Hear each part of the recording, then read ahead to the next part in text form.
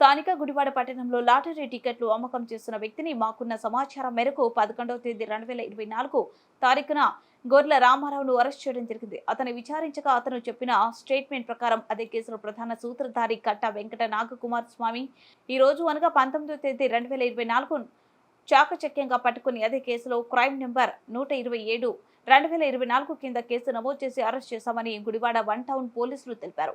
ఈ లాటరీ టికెట్ల ద్వారా ఎంతో మంది కుటుంబాలు ఆర్థికంగా రోడ్డున పడుతున్న నేపథ్యంలో 1వ పట్టణ సిఐ ఇంద్ర శ్రీనివాస్ ఎంతో చాకచక్యంగా పట్టుకున్నామని తెలియజేశారు. నమస్కారం అండి, గుడివాడ 1 టౌన్ సిఐని మాట్లాడుతూ ఉన్నాను. ఈ మధ్య మనకి తరచుగా వస్తున్న వార్తల్లో గుడివాడ పట్టణ పరిసర ప్రాంతాల్లో ఈ లాటరీ టికెట్లు అమ్మకం జరుగుతుంది. దానివల్ల సామాన్య ప్రజలు, బడుగు బలహీన వర్గాలకు సంబంధించిన వ్యక్తులు అందరూ కూడా దీనికి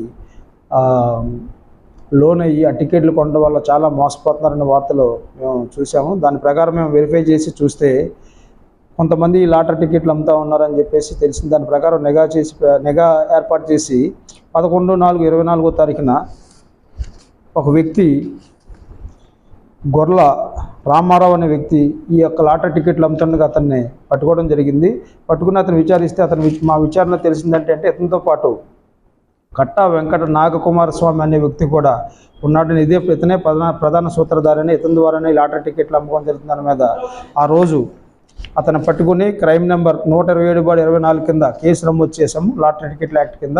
అందులో భాగంగా ఆ రోజు ఈ ఎవరైతే ఉన్నారో గొర్ల రామారావు అనే వ్యక్తిని అరెస్ట్ చేసాం. తర్వాత ఈరోజు ఎవరైతే అతను చెప్పిన స్టేట్మెంట్ ప్రకారం వెంకట నాగకుమార స్వామిని కూడా అతన్ని ఈరోజు అరెస్ట్ చేయడం జరిగింది. వీళ్ళందరినీ కూడా బైండ్ ఓవర్ చేసి ఫర్దర్గా సత్ప్రవర్తన కలిగే విధంగా మళ్ళీ ఎటువంటి నేరాలు జరగకుండా చూసే విధంగా చూస్తాం. Thank you.